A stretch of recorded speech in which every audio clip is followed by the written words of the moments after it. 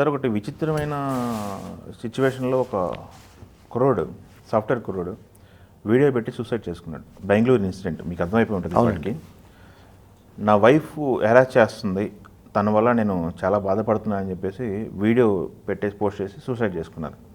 ఆ ఇన్సిడెంట్లో ఆ హెరాస్మెంట్ అనేది రియల్గా హస్బెండ్స్ని భార్యలు వేధిస్తారా, వేధింపులు ఆత్మహత్య వరకు వెళ్తాయా అనేది క్వశ్చన్ రైజ్ అవుతుంది చాలామందిలో కూడా.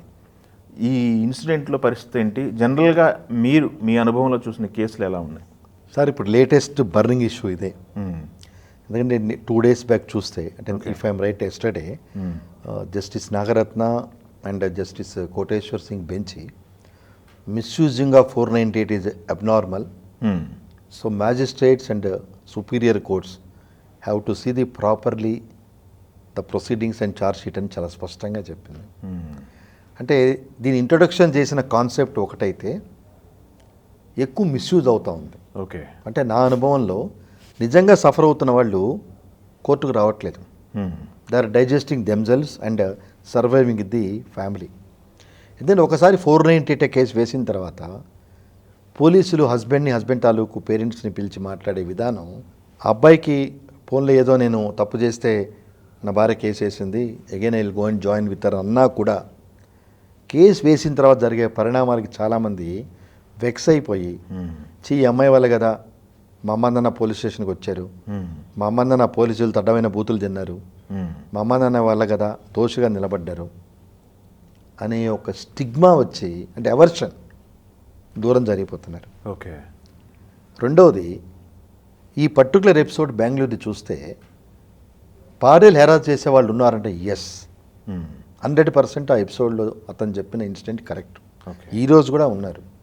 కానీ ఫస్ట్ నుంచి మంది మెయిల్ డామినేటెడ్ సొసైటీ కాబట్టి నన్ను భార్య ఇబ్బంది పెడుతుంది అంటే ఎక్కడ మన తక్కువగా చూస్తారనే ఒక సోషల్ స్టిగ్మా వల్ల మనం బయటపడం. ఓకే, రెండూ ఉన్నాయి సార్. బాధపడే భార్యలు, బాధపడే భర్తలు ఉన్నారు. కానీ వాళ్ళకి ఆ వెసలుబాటు ఉంది, కానీ భర్తలకు ఆ వెసలుబాటు లేదు.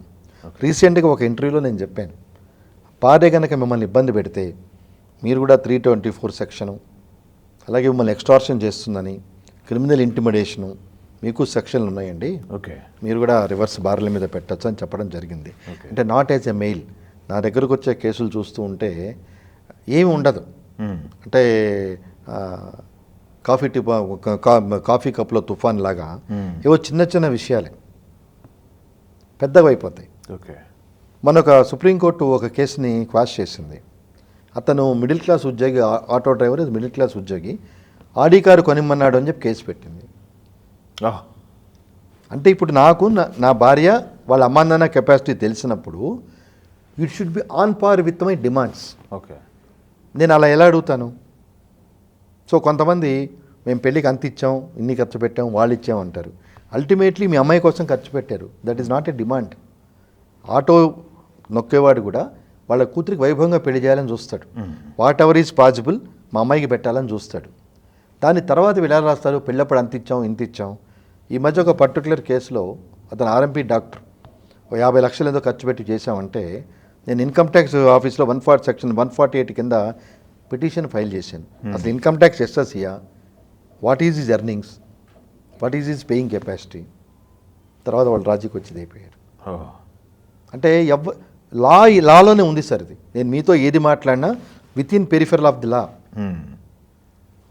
డౌరీ హెరాస్మెంటు, అది అడిగారు ఇది అడిగారు అంటే ప్రూవ్ చేసుకునే కెపాసిటీ ఉండదు. అంటే ఎప్పుడైతే 498 వేసారో భర్త భార్య కలిసి ఉండడానికి వాళ్ళు ఒప్పుకోరు. నేను ఒకసారి పోలీస్ స్టేషన్కి వెళ్ళిన అమ్మాయి రేపటి నా మీద ఏ కేసునా పెట్టచ్చు అంటే that is ruining her career.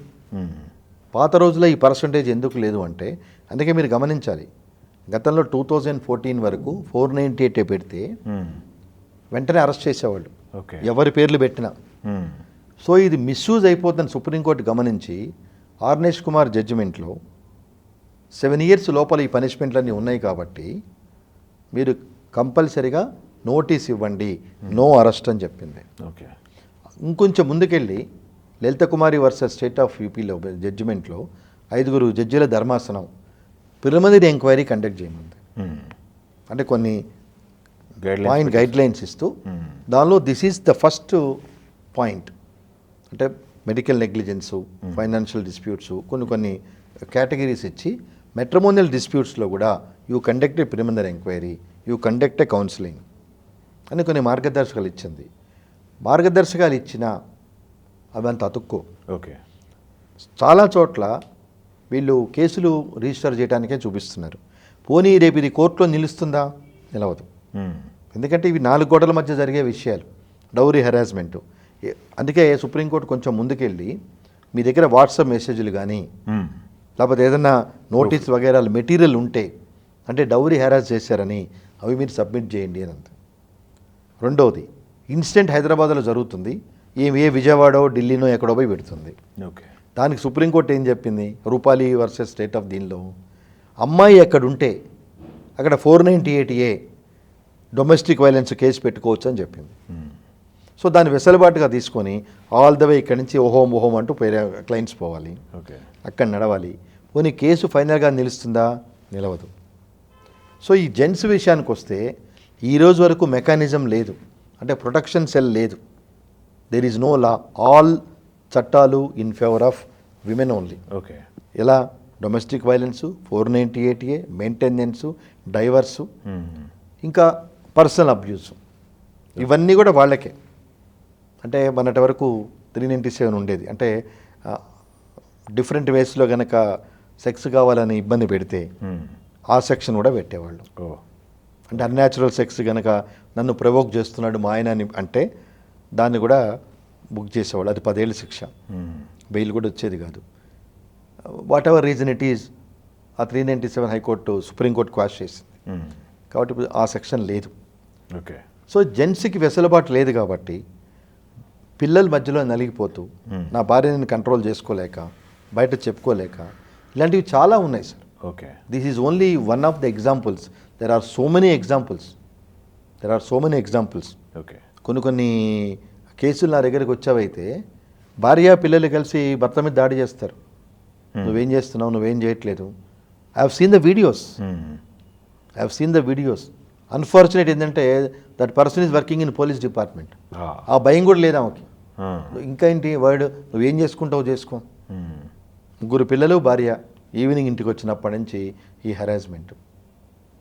But బయట చెప్పుకోలేడు, ఎందుకంటే బయట నా భార్య నన్ను తనిందంటే నన్ను చులకనగా ఎక్కడ చూస్తారో అని నేను చెప్పుకోలేను. పోలీస్ డిపార్ట్మెంట్లో పనిచేస్తున్నాడు. That very long time. Sir, harassment అనేది అన్ని లెవెల్స్లో అందరికీ ఉన్నాయి. అది ఇర్రెస్పెక్ట్ ఆఫ్ థింగ్. ఓకే. కానీ ఎందుకు చెప్పుకున్నాడు అంటే అట్లీస్ట్ పీపుల్ రియలైజ్ అవుతారు, చట్టం ఏమన్నా మారుతుంది. ఇప్పుడు this is only one sided చట్టం. 498 ఈజ్ వన్ సైడ్. నేను డౌరీ హెరాస్మెంట్ చేశానా చేయలేదా అని కోర్టులో నిరూపించుకోవడానికి. సార్, దీనిలో ఇంకొక బ్యూటీ ఉంది. దీనికి ఏ రకంగా చూసుకున్నా శిక్ష 3 ఏళ్ళే. సపోజ్ జడ్జి గారు 3 ఏళ్ళు వేసారు అనుకుందాం, ఒక నిమిషం.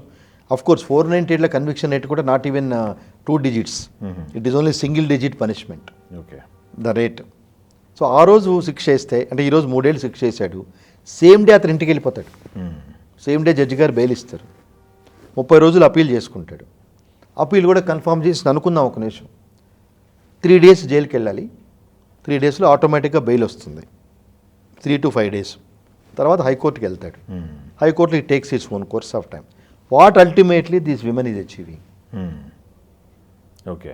ఇప్పుడు అతని కనుక ఏదైనా స్టింజెంట్ పనిష్మెంట్ ఉంటే, ఎస్ నన్ను హెరాస్ చేసినందుకు that man is deserve for stringent punishment అనుకుంటాం. Punishment is not at all. ముందు ప్రూవే కాదు. 498 ప్రూవే కాదు. 498లో వచ్చేవందరు ఎవరు? ఆమె పేరెంట్స్, వాళ్ళ తాలూకు బంధువులు. అది కూడా except that women, all other witnesses are hearsay witnesses. మా అమ్మాయి ఇలా చెప్పింది, మా అల్లుడు అరిచేవాడు, నాకు ఫోన్ చేసేవాడు. నువ్వు ఫోన్ చేసిన రోజు నువ్వు పంచాయతీ ఎందుకు పెట్టలేదు కేసు వేసే వరకు? మీరు మీ అమ్మాయిని ఇంటికి పంపించి నాకు కారు కొనిస్తే కానీ మీ అమ్మాయిని పంపించొద్దు అన్నారు. ఇమీడియట్గా నువ్వు వచ్చి, బాబు నువ్వు ఫోన్ చేసావు కారు కావాలని, ఇప్పుడు నా పరిస్థితి బాగాలేదు, తర్వాత చూద్దామని చెప్పి ఎందుకు చేయలేదు? అందుకే మీ ద్వారా ఈ రోజు నుంచి ఒక అందరికి ఒక మాట చెప్పదలుచుకున్నాను. చెప్పండి. మీరు పెళ్ళిళ్ళలో వీడియోలు, ఫోటోలు కాదు, మేము కట్నం ఇవ్వలేదు, కట్నం తీసుకోలేదని పెళ్లి కొడుకు, పెళ్లి కూతురు, వాళ్ళ తల్లిదండ్రులు చెప్పండి అని చెప్తున్నాను. This will be helpful tomorrow. Okay. మీ ఊరికే రకరకాల వీడియోలు తీసుకొని, కొంతమంది అయితే సార్ ఆ పురోహితుడిని పక్కకు నెట్టేసి దే గివ్ అట్మోస్ట్ ప్రయారిటీ. ఇంత ఖర్చు పెట్టి చేసుకున్నాం కదా, కాబట్టి మేము ఫోటోలో బాగా రావాలని చెప్పి సంబరపడుతున్నారు. ఈరోజు పెళ్లి కాగానే సంబరం కాదు, ముందున్న ఇబ్బందుల్ని రాకుండా.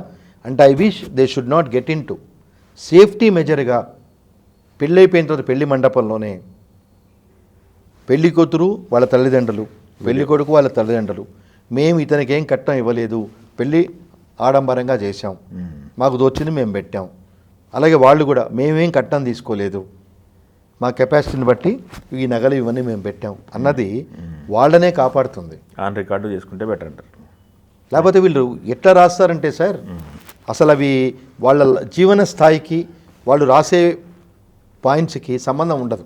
ఓకే, మేము ₹1,00,000 ఖర్చు పెట్టాం, కోట్లు ఖర్చు పెట్టాం, అది పెట్టాం, ఇది పెట్టాం అంటారు. ఓకే సార్, అమ్మాయి పుట్టినరోజే అబ్బాయి ప్లాన్ చేసుకుంటాడు. The day he blessed with the female child, ఆ రోజే ప్లాన్ చేసుకుంటారు 25 ఏళ్ల తర్వాత ఈ అమ్మాయిని ఏం చేయాలి, ఎలా సంపాదించాలని. కాబట్టి అది గొప్ప కాదు. సో కాబట్టి ఇవన్నీ 498 అతను చెప్పిన వాటిల్లో కొన్ని పాయింట్లు.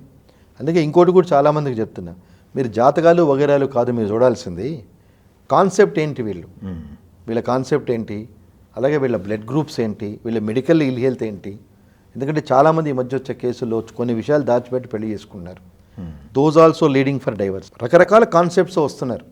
ఓకే, సో ఒక డౌరీ హెరాస్మెంట్ చేస్తుంది అంటే చాలా హెరాస్మెంట్. ఇప్పుడు ఈ విమెన్ హెరాస్మెంట్ కనిపించదు. ఓకే, ఎందుకంటే దే హ్యావ్ సింపతీస్.